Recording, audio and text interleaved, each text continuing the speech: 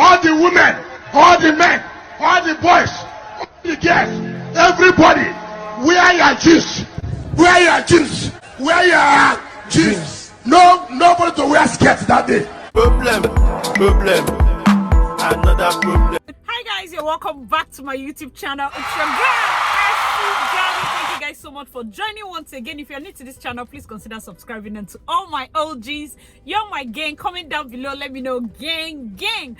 On today's video, I'm going to be doing the part 2 of the video I just posted previously of the things I hate about my job. And thank you guys so much for the feedback. I've been reading the comment. I truly appreciate it. So on this video, I'm going to be talking about the things I love about my job, the best parts about being an event planner, things you get to experience. If that's the kind of content you signed up for, please keep on watching. My name is Asitonka Agri Abba, and channel is called Asi Darling because I'm such a darling. Number first, very easy for me to learn and adapt. Most of you know that I was coming from a petroleum engineering background. I had all my stuffs, all my ideas, everything about engineering. I was planning my event at my wedding at that time, and I started looking for ways that I can also do the meticulous service I was giving to myself for other clients. And for me, being able to make that switch is one of the fantastic things I love. As long as you love working with people, you can adapt. You know how to do research, because it involves a lot of research. A lot of people ask me all sorts of questions. They don't even want to know if it's my field. You know, they just feel like an event planner needs to know everything about everything. So someone will be asking you, what do you think about this texture of material versus this texture of material that's towards the clothing area? Another person might be asking you, what do you think about using prawns instead of using fish? Another person might be asking you, what do you think about using calla lilies instead of using this? And they book you, they want their wedding planner to be knowledgeable, to be vast. So if you're able to do those research, if you're able to learn, if you can easily adapt, this is a job you can consider. Secondly is no overhead costs. For me personally, the ability to work from home and having very low overhead costs is one of the things I love about event planning. Given a lot of the event planners that have offices, but I find that 90% of my clients are not even based in Nigeria. I get to see them 2-3 days before their event, so nobody's actually coming to my physical office. I had an office and I ran it for about a year, and I had to shut it down because the truth is, it doesn't make financial sense for me to top up my price, because I need to maintain the overhead cost of running an office when I know that I can do that same job at home. That way I can maintain my price, and then, you know, clients can still get the same benefits without having to pay more just to cover my overhead costs. There are many other jobs that you must have an office. You must have an office. Just if you're not into the data tech space that people just work from home, and other things, e-commerce that probably you can just have online, some other jobs need a physical store. So the ability to not have to spend so much on getting a physical store, renovating the place, setting it up and all that, that's for me. A lot of event planners have their showrooms, have their landing space, mainly in Lagos. Everybody, in fact, Lagos, they like office, they believe in office, so you have to have an office. I think the good thing for me is I noticed, like, I realized where my client base was coming from, and I adapted to it. So that is what paid off for me. If you feel like, if your clients, majority of your clients are based in your state, and you feel like these are people that want to always come to your office to see, because most times the reason people want to come to office is because they want to be sure that you're legit, they want to be sure, you know, those kind of things. But by the grace of God, at least through these years, I've been able to build a brand that people are sure of. So even without seeing me and just on calls, they can be able to send money. I plan their dates, they come, have fun, enjoy, and they can go. thirdly is Travel. Yes, travel is here or there. So if you're somebody that you really love to travel, you might have the experience to say, okay, I'm going to this place, I'm going to that place, I'm not so much of an outing person, but I love the ability, I love the opportunity, will I say, that the job has given me to go to states that I would rather not have gone to just on my own. I've been to Ebonyi State. You'd be like, just it's wedding that took me to Ebonyi State, you know. I've been to Anambra, Imo, surrounding states. Yes, I had gone to Delta State before, but then having to go there for an event, you get to see the state from a different light, because now when you're looking at the road, you're noticing things that have to do with event halls, hotels, all those things that have to do with the industry. So travel is actually a lovely part of event planning. Also, you should note that travel, event, and hospitality kind of are intertwined. So being in this industry means that you have idea about hospitality, you have idea about travel, so that if somebody wants to have a destination wedding, you know that you can do all the sorting. And also hospitality in the sense that you manage their bookings, you manage all the activities, you also draw them like a schedule and an itinerary that will help them through the days that they're going to be there. So travel is actually one of the points where I love about this. So the next point for me is networking. There's so much opportunity in event planning, wedding planning to network. You get to see vendors, you get to see, like, the vendors are talking of decorators, all the people that you look up to. If you get to work with them, you talk to them one-on-one. There's this access that comes with event planning. You're able to enter spaces, enter places, top guests come to your event. Sometimes they insist on maybe event planner, attend to this person, this governor is coming, this person is coming. It's just, there's a lot of access that comes with it. You also have to be very careful in managing this kind of access, but you know that some events, the good thing they do, they can give you that kind of exposure. For example, I know events where I've brought vendors, maybe decorator, caterer or whatever, and they have done food, or they provided service for that event, and the governor will call them to his own separate event, and then they begin to have other opportunities. So you enter an event and then you find the governor be like, this event planner, you're the one that did all that job, Abi. So it's not like you're going to say, help me, sir, immediately. You just being having that access, basically. Right, so the fifth point I'm going to be talking about is flexible hours. Yes, it's here out there, because the thing with entrepreneurship and flexible hours is, even though we can literally sleep in and wake up by 10, wake up by 12, it might be because we work till 4. Do you understand? So having those flexible hours is also a good thing. Being able to know that if I have an emergency at home, I can up and leave. I can try to, just easy, and there's no specific, okay, 9 to 5 you must go here, and all of that. So flexible hours, yes, it has its pros, but also I have discussed the cons in the other video. So make sure you click it, make sure you watch those. For the next point, in event planning, it's easy for you to scale up and go to other side hustles. You can also promote it as a side. So I can be an event planner and have a side hustle that has to do with accessories. I can have a side hustle that has to do with rentals.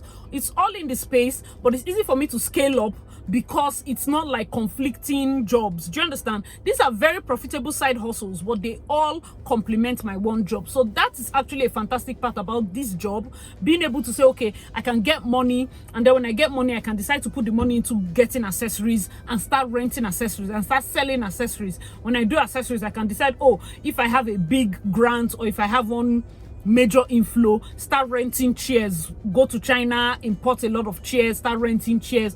You're still an event planner. You can open just one shop. You can have everything inside. It's like an all-encompassing field, because you find out that some event planners say they are decorators, caterers, this one, that one, everything is inside, because it's all in events. But I don't personally advise that you do too much, because being a jack of all trades, you're a master of none. If I come to your buyer and I see you're doing this, I just feel like, no, you just have to have like the one that you're really, really focused on. Okay. All right. So the seventh point, which is our last point, is being able to see love. Like, you'll be exposed to love. I feel like it's a rare opportunity for us, because we get to get married over and over and over again. Like, you get to get that butterflies for when they are doing their first look, when she's dressing up, when people are like, wow with the clothes. And I see a lot of people be like, I see you're just hyping your clients, and it's that joy you feel, even though these people were like strangers a year earlier, but because of this event planning process, it becomes like you're invested in their love story, and it's actually an amazing experience, guys. It's an amazing experience for me, and I don't take it for granted. I don't take that level of access for granted. So that is something that I feel that wedding planners get to enjoy, being at the back end, seeing all these things unfold, being able to say, wow, we're there when they solidified their union, from a more privileged standpoint. Do you understand that kind of thing? So just being able to say, we're there working behind the scenes, making sure that they got their big day, and I really, really like that feeling. Number lastly, so now let's talk about the things you should look out for when you are choosing your event planner. So personally, I don't think that this is an aspect I'm going to drag for too long, because it will be like I'm plugging myself, but I'm going to be very realistic. You look at track records, okay? Look at their track records. The second one will be years of experience. Of course, it's inside track record, but you first want to look at their job, which is the track record, which is their portfolio. Maybe go to their Instagram page, check out their jobs, check the years of experience. I'm not saying that those that are experienced for so long are the best and then the new ones have nothing to offer. No, I just feel like for a bride, you need to actually know. Whatever you do with the information is your own business, but just at least know where you stand. Do you understand? The third one, when you make the call, for me, I would say just vibes.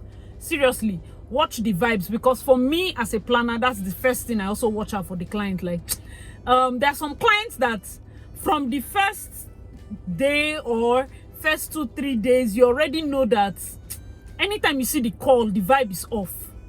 For me, I just use it as this is my instinct telling me that this job is going to be tough or this job is going to be this. And somebody had mentioned in the comment section, like, no, I have to grow. I have to develop a tough skin. Bro, I don't know who deceived you that tough skin and persecution is the way to show that you're strong. That's bullshit.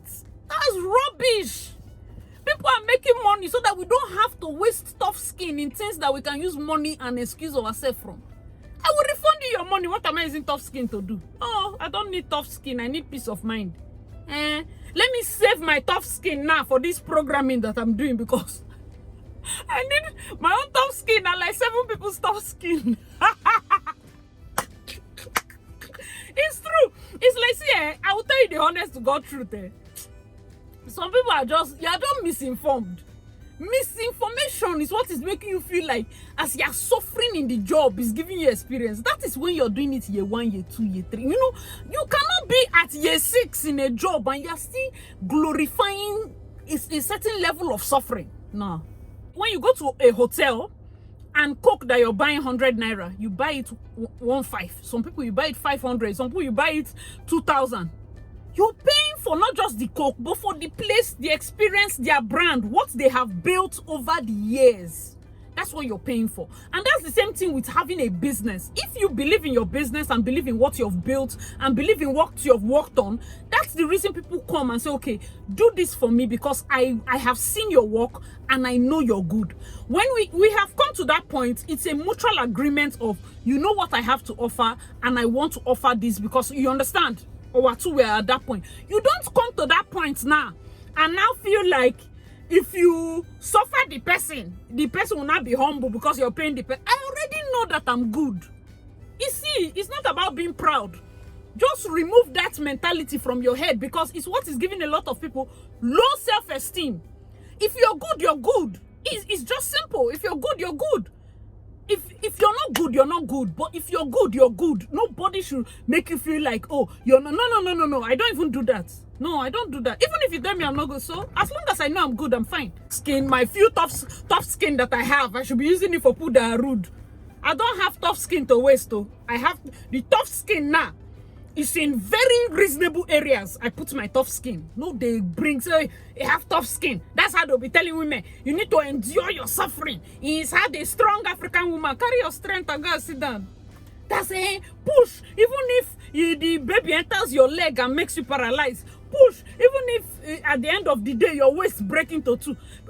No, God forbid. CS is not of God. Oh, no, even divert.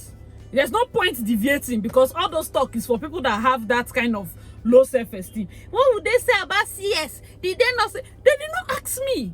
Did you not see? Have you not watched my video? Are you not seeing that people don't ask me those stupid things? Because I'll tell you, cut it up. Bring the baby out. You can't shame me. You can't shame me. I already know what I bring to the table. I'm not afraid to eat alone.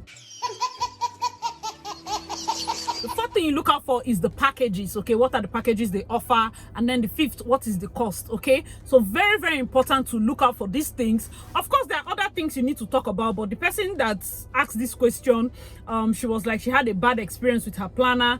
And this is the part I want to say, because the truth is you can never know.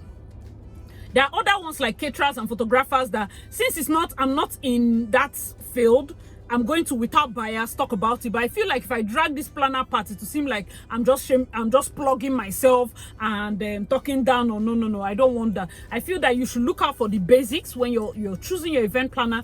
Be sure that people vibe. You don't choose an event planner that probably when you want to corner, you're afraid.